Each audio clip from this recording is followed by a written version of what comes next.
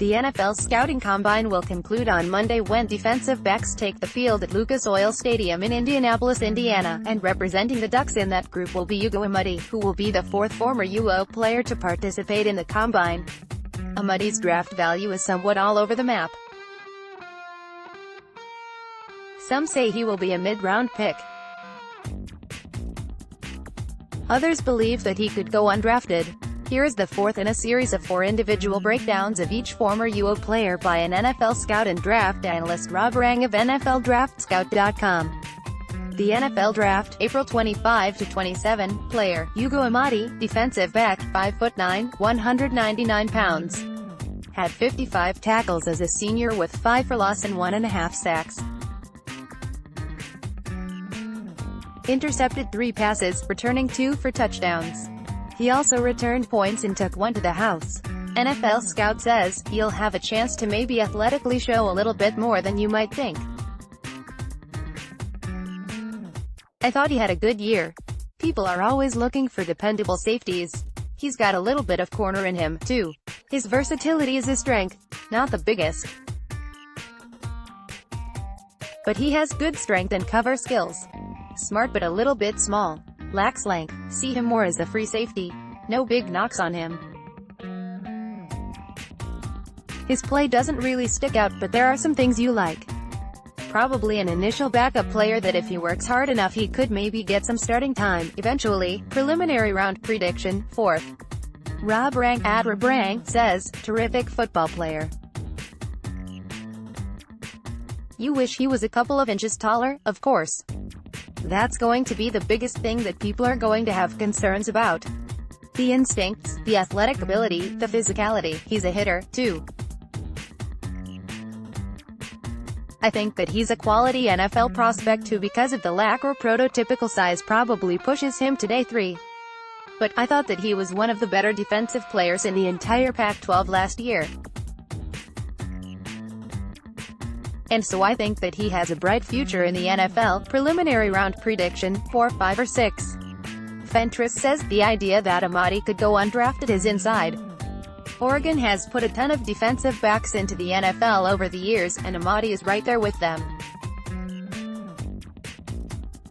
He isn't overwhelmingly talented, but he is certainly good enough to make a team, be a versatile backup, and play special teams as he develops into a potential starter. The man played in all 51 available games during his 4-year career. One has to love the fact that he has the ability to cover like a corner if needed. That all said, he could make or break his stock on Sunday. He needs to perform athletically on par with the bigger safeties on the board. Preliminary round prediction, 5th. Previous combine posts, Dylan Mitchell worked out Saturday, Justin Hollins worked out on Saturday, and Jalen Jelks worked out on Sunday. Oregon's defense kept them in the game against Arizona, 17-13, 8-9 Pac-12, in a fight for Pac-12 conference standings and momentum ahead of the Pac-12 tournament. The Ducks held the Wildcats to their lowest point total of the season and 31% shooting from the field. Oregon, 17-12, 8-8. Seniors Ehab Amin and Paul White drew loud ovations from 11,339 fans in their Matthew Knight Arena finale. Both White, 5 points, 5 rebounds, and Amin, 6 points, 2 rebounds, had solid performances in the 73-47 victory. Coach has been telling me just to stay positive, just be ready whenever you're called, Amin said. That's all I can control, is staying ready. On senior night, the Ducks' young lineup had incredible success in a game plagued with streaks. After falling behind 9-0, the Ducks blazed forward and strung together a 5-23 stretch with 4 freshmen in the lineup: Will Richardson, Lewis King, Miles Norrie, Francis Okoro, plus Amin, in a 13-0 run to get back in the game. Arizona closed the half on a 17-6 run to tie the game at 31-31. Oregon went on a 10-0 run to start the second half and never lost the lead. King once again led the Ducks with 14 points and 7 rebounds. The freshman has now scored double figures in 15 of 16 Pac-12 games this season. Also notable, junior guard Peyton Pritchard passed Tarek Brown, 1,152 1,995 for 28th in Oregon career scoring. Pritchard scored 12 versus ASU and currently has 1,159 career points. Coming off a homestand victory over Arizona State, the Ducks showed fight, added to their positive momentum and halted Arizona's 4-game winning streak. By the way, Oregon football head coach Mario Cristobal was in attendance for senior night. MKA rocking. Could you make a case for Oregon to get hot and win the tournament? Stop. Listen. Hear that buzz? That's the sound of anticipation and excitement surrounding Justin Hollins. The former Oregon linebacker entered the NFL draft process as an intriguing 6'5", 248-pound ultra-athletic prospect with many questions surrounding his pro potential, including, what is he? An undersized defensive end or an out-of-place linebacker? After a strong showing during the practices leading up to the East-West Shrine game last month, and then delivering an MVP-caliber performance as a linebacker, Hollins' name is on the rise. He could give it another jolt on Sunday when he works out at the NFL's scouting combine. He's an exceptional athlete, Hollins' agent Frank Bauer said.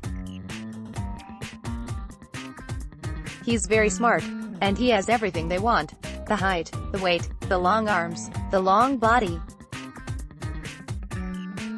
And the key ingredient is he is able to run like a deer. Hollins will have a chance to prove his athletic prowess in Lucas Oil Stadium in Indianapolis, Indiana, when linebackers and defensive linemen, including former teammate Jalen Jelks, take the field on Sunday for a series of drills, including the all-important 40-yard dash. For Hollins, who arrived in Oregon in 2014, being one of 4 Oregon players selected to participate at the Combine is both exciting and a blessing. Now, he said, it's time to do my thing. Back to that in a bit. One can't fully appreciate where Hollins is now in his career without knowing where he's been. Hollins arrived at Oregon in 2014 as a 3-star recruit listed at 6'6", 205 pounds. He played mostly special teams for the 2014 team that reached the national title game, where the Ducks lost to Ohio State. Hollins got injured the following spring and ended up redshirting in 2015. He returned to action in 2016 only to see Oregon change defensive coordinators from Don Pelham to Brady Hoke and also change schemes, shifting from the 3-4 to the 4-3. That led to Hollins moving to defensive end, where he ended up starting. He led all Ducks linemen with 51 tackles, but at 240 pounds was woefully undersized to excel at that position. I knew after my first year in college that if I ever wanted to go to the NFL I'd be an outside linebacker, Hollins said. So the whole position change got underneath my skin a little bit. But it didn't really affect my train of thought. I just kind of did what I had to do. Oregon went 4-8 that season in large part because of one of the worst run defenses in the nation. That fact certainly wasn't all on Hollins, but teams certainly did take advantage of running the ball at him given his lack of bulk for the defensive end position. The poor season led to the firing of coach Mark Helfrich and the entire staff. New coach Willie Taggart took over and hired Jim Lovett to run the defense, and he implemented the 3-4 scheme. Nobody on the team was more pleased with that development than Hollins, who as a redshirt junior, was ready to thrive. He put up 59 tackles with 11.5 for loss in 2017 and followed up with 14.5 tackles for loss in 2018 to go along with 64 tackles and 5 forced fumbles. Clearly, Hollins became an NFL prospect along the way. But he also remained somewhat of a mystery, a tweener, not big enough to play defensive end in the NFL, or college, for that matter, and maybe not agile enough to play linebacker and cover professional running backs and tight ends. The pre-draft process provided Hollins with a chance to establish who and what he is all about. Hollins, who has been working out at Mamba Sports in Thousand Oaks, Calif, and Athletic Gains in Los Angeles, California, and had a chance to meet Mamba's co-owner, former Los Angeles Lakers superstar Kobe Bryant, took advantage of his first big pre-draft opportunity leading up to the East-West Shrine game. There, Hollins demonstrated against elite competition that he could indeed play outside linebacker in either the 4-3 or the 3-4 at the next level, and he backed up a strong week of work by earning Defensive Player of the Game with 10 tackles, 2 sacks and 3 for loss. "I was able to make plays and showed my strengths," Hollins said. "People took notice. He went to that East-West Shrine game and was asked to play more of a traditional, stand-up linebacker role, and his athletic ability really caught the attention of some of the people there," said Rob Rang, draft analyst for NFLDraftScout.com. That showing set the table for the Combine, where Hollins could further elevate his stock by running a strong time in the 40-yard dash and delivering good numbers in other drills, as well. Hollins ran track and field in high school in Arlington, Texas, where he posted a time of 10.6 seconds in the 100 meters, but that was when he weighed well below the 248 pounds he is now. Still, both Rang and Bauer expect Hollins to run very well on Sunday. If he does, with his size, the hype train should begin to accelerate. "I learned a long time ago from former Oakland Raiders owner Al Davis, Speed Kills, Bauer, of Sun West Sports in Stockton, Calif, said. If he runs well, he's only going to move up. Someone that tall, and that fast, with long arms could create plenty of havoc in the NFL. Rang said that Hollins' 5 forced fumbles are huge in the eyes of NFL scouts. That was number 2 in the country, Rang said. NFL teams are just enamored with pass rushers that can create turnovers. Hollins said he believes his strengths are his speed and ability to read plays. He is also self-aware enough to recognize his flaws. Hollins said he must work on his ability to bend and remain low. Sometimes I get caught playing high, he said. Like when I'm tired, I tend to stand up a little bit more instead of bending at my hips and my knees to keep my leverage. That's my main weakness, but I'm working on it every day. A concern for him as a linebacker would be if Hollins could perform well in coverage in the NFL. I definitely have to work on that, but it's not like if I step out there I'll feel uncomfortable covering anybody, he said. But I know that I have a lot to improve on when it comes to that aspect of the game. Hollins had been projected to be a middle-round pick until the East-West Shrine game buzz began. Now, Rang said he could see Hollins going as high as the 2nd or 3rd round. However, one NFL scout said what Hollins does at the Combine will be a greater measuring stick. NFL teams, the scout said, will want to see if he has the ability to develop into a strong pass rusher at the next level. He needs to develop more rush savvy with moves and counters, the scout said. He doesn't show a lot of that at this point. Hollins said he doesn't care what scheme he ends up playing in and isn't too caught up in what round he ends up being selected. I want to go as high as I possibly can, he said. But getting picked up will just be a blessing for me and I'll just be happy about that. Honestly, Hollins said he sought Combine advice from a few former Oregon Ducks, such as former UO offensive lineman Tyrell Crosby and defensive lineman Tony Washington. They said it's going to be a grind, but it's going to be a fun one, he said. Bauer, of course, believes his client's stock is on the rise. People are all talking about him being one of the guys that's on the move, Bauer said. Rang has certainly become enamored with the Ducks prospect. People are going to be so intrigued by what he brings, Rang said. There's a perception that he still has untapped potential.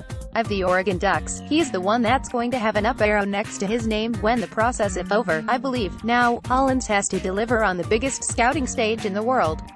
Maybe the most intriguing Oregon prospect at the NFL's scouting combine being held at Lucas Oil Stadium in Indianapolis, is linebacker Justin Hollins.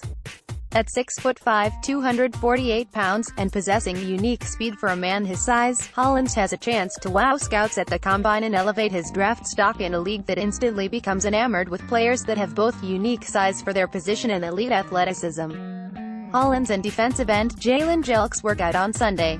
Wide receiver Dylan Mitchell took the field today. Cornerback Ugo Amadi works out on Monday. Here is the 3rd installment in a series of 4 individual breakdowns of each former UO player by an NFL scout and draft analyst Rob Rang of NFLDraftScout.com. The NFL Draft, April 25 to 27, player, Justin Hollins, linebacker, 6'5", 240 pounds. NFL scout says, let's see if he's big enough and fast enough to come off the edge. He flashes on tape and then you won't see him do much for a while. Then it's, who made that play? Oh, it's no. 11. How fast is he? How strong is he? How big is he? How will he interview? He needs to develop more rush savvy with moves and counters. He doesn't show a lot of that. Not the biggest guy in the world. Preliminary round prediction, 5th or 6th. Rob Rang at Rabrang says, Hollins to me is the one that I think is going to be the first Oregon Duck drafted.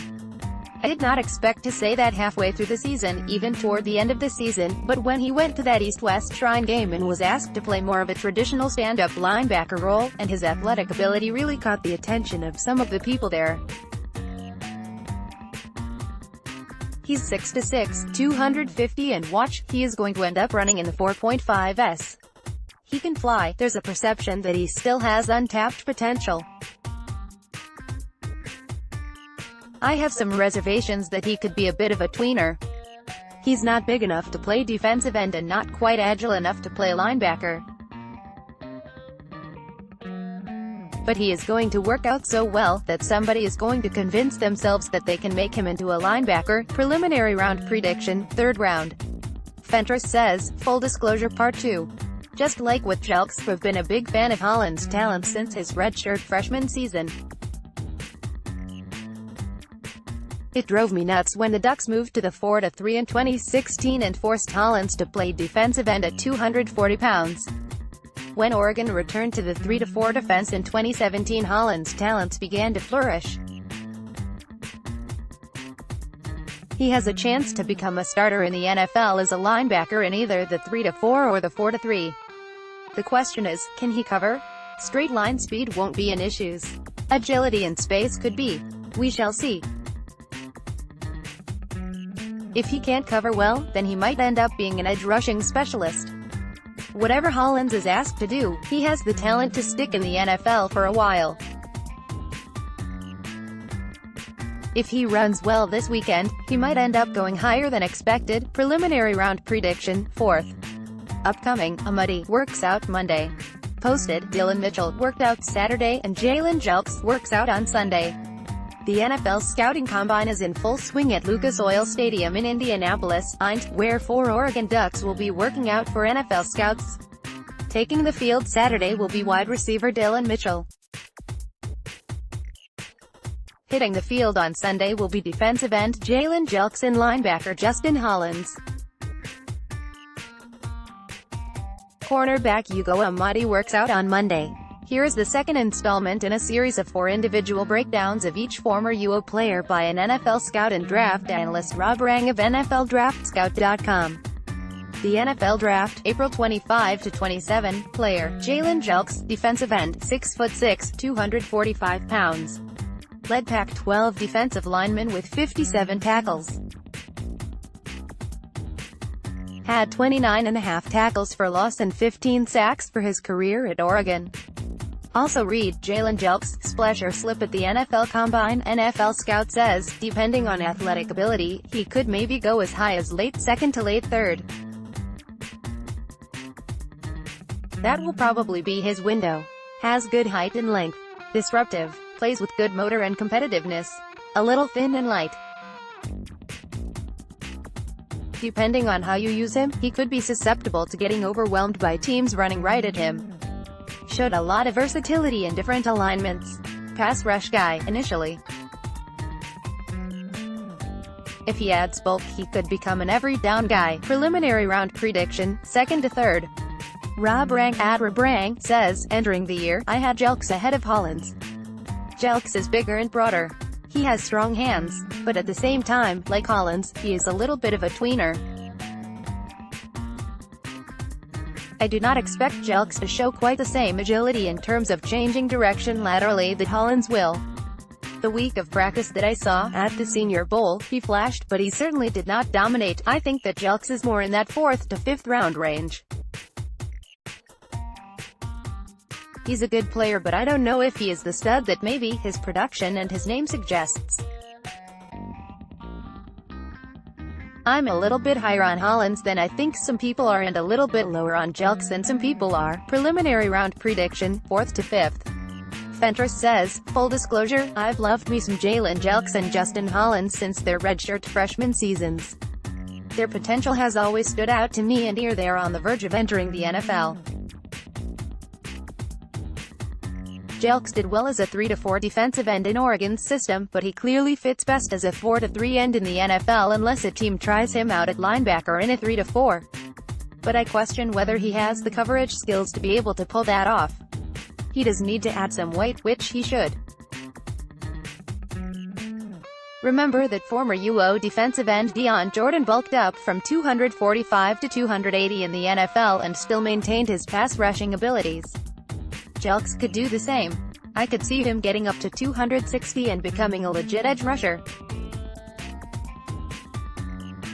The NFL is always starving for pass rushers, and Jelks, if he doesn't become a star, should at least be adequate enough in that area to remain in the league for several years. Preliminary round prediction, 3rd. Upcoming, Hollins works out Sunday, and Amadi works out Monday. Posted, Dylan Mitchell works out on Saturday. The 2019 NFL Combine is here, and for 4 Oregon Ducks, the last chance to prove themselves in front of NFL scouts. Those Ducks, Dylan Mitchell, Jalen Jelks, Justin Hollins, and Ugo Amadi. Here is your one-stop shop for all things Oregon Ducks in the NFL Combine. Dylan Mitchell, WR, televised workout on Saturday, March 2nd. What the NFL scouts have to say about Mitchell. Mitchell, a sleeper in the draft. Video on Mitchell from our Talkin' Ducks panel. Jalen Jelks, DL, televised workout on Sunday, March 3rd. Jelks, splash or slip in NFL Combine. Video on Jelks from our Talkin' Ducks panel. Justin Hollins, OLB, televised workout on Sunday, March 3rd. Article on Hollins coming soon. Video from our Talkin' Ducks panel. Ugo Amadi, DB, televised workout on Monday, March 4th. Amadi, a possible steal in the NFL draft. Video on Amadi from our Talkin' Ducks panel. The NFL's scouting combine is underway in Indianapolis, with on-field workouts beginning today at Lucas Oil Stadium. Invited were former Oregon Ducks cornerback Ugo Amadi, linebacker Justin Hollins, defensive end Jalen Jelks, and wide receiver Dylan Mitchell. The combine began Tuesday with the first arrival of players and concludes on Monday when defensive backs work out. On the field today are offensive linemen, running backs, and specialists. All 4 Ducks are expected to be selected during the NFL Draft, April 25 to 27, with maybe the exception of Amadi, whom some say could end up signing with a team as an undrafted rookie free agent following the draft. Here is the first in a series of 4 individual breakdowns of each former UO player by an NFL scout and draft analyst Rob Rang of NFLDraftScout.com. Player, Dylan Mitchell, wide receiver, quarterbacks, wide receivers and tight ends workout on Saturday. Caught 75 passes for 1,184 yards and 10 touchdowns as a junior in 2018. Also read, Dylan Mitchell, a sleeper in a loaded receiver group, 2019 NFL Draft. NFL Scout says, he's a rotational guy. Backup. He's got to get a little stronger. I just thought early to mid-year, when he was making some good plays, you weren't sitting there going, this guy is going to be a hell of an NFL player. I think it was premature to leave when you have top QB in the draft, Justin Herbert, for another year. Other than this year, people didn't know much about him. He's going to have to work out well. There's so many wideouts in this draft. Something has to make you stick out a little bit. Otherwise, a lot of these guys blend together just because of numbers. Preliminary round prediction, 5th. Rob Rang, @RobRang, says, he's an interesting one. I think I've watched a lot more of Dylan Mitchell and the Oregon Ducks in general than say a lot of these analysts who are out there because I live on the West Coast. The thing about Mitchell is that he is an intriguing athlete. There's no doubt about it. His size-speed combination, I'm intrigued by. Would not be surprised at all to see him run in the high 4.4s, low 4.5s. But at the same time, for all of his production, there's a lot of drops on tape, too. That concerns me. In a wide receiver class that is maybe not as good at the top this year, there are a lot of good wide receivers that are going to be selected on day 2 and day 3, which is where I see Mitchell. I personally have a 5th round grade on him. But I've talked to a lot of scouts that are a lot higher on him and they feel that he has a chance to be a top 64 guy. I see a guy who is gifted but lacks the consistency that I'm expecting for a top 100 player. Preliminary round prediction, 5th. Fentress says, Mitchell will definitely make an NFL team and have a chance to stick for several years. But his production as a junior is not necessarily an indication of his potential. Herbert targeted him relentlessly and although Mitchell delivered, he wasn't exactly eye-popping. He was simply very good. The problem is that there are a lot of good receivers in this class. Oregon has produced its share of good receivers over the years that put up strong numbers for the Ducks but ultimately never became full-time starters in the NFL. They include Sammy Parker, Keenan Howery, Patrick Johnson, Demetrius Williams, Jason Williams, Jeff Mel, Darren Carrington and Bralon Addison. Of course, their careers are not an indication of where Mitchell's will end up. He is his own individual. But I compare him favorable in athleticism and talent to Williams and Carrington with a chance to be better at the next level. Carrington hasn't even made a team. But it's certainly not a given that he will do so. Still, it must be said that it is a bit unfair when people point to only his junior year of production. Mitchell is a sophomore, caught 42 passes for 517 yards and 4 touchdowns in a season that saw Herbert miss 5 games after going down early against California. In the 6 games Herbert missed and was injured and Mitchell played in 4 of those games and caught 3 passes with freshman backup Braxton Burmeister running the offense. With Herbert for 7 games, Mitchell caught 39 passes. So, he was actually quite productive as a junior when he had a capable quarterback. All that said, Mitchell appears to be a mid-round pick and could certainly develop into a productive NFL player. He'd certainly elevate his stock with a strong workout on Sunday. Preliminary round prediction, 4th. Upcoming, Hollins, works out Sunday, Jelks, works out Sunday, Amadi, works out Monday. Oregon opened its final Pac-12 conference homestand with energy, high intensity and a 79-51 victory over Arizona State. The Sun Devils, 19-8, 10-5, were second in Pac-12 standings and have never won at Matthew Knight Arena, 0-6. Freshman Lewis King led UO with 19 points.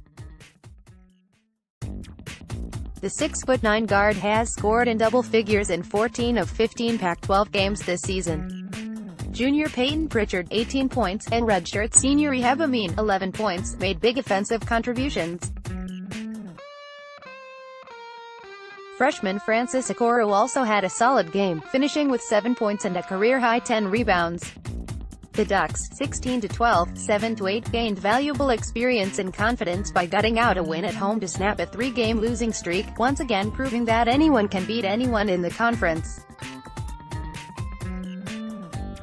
Earlier in the week, senior Paul White told reporters that he felt his team has not reached its full potential yet. I am hoping we can work toward that, and everyone will be clicking on the same page. Arizona State did not score in the first 6 minutes of the second half. The Sun Devils struggled from beyond the arc, going 3 of 23.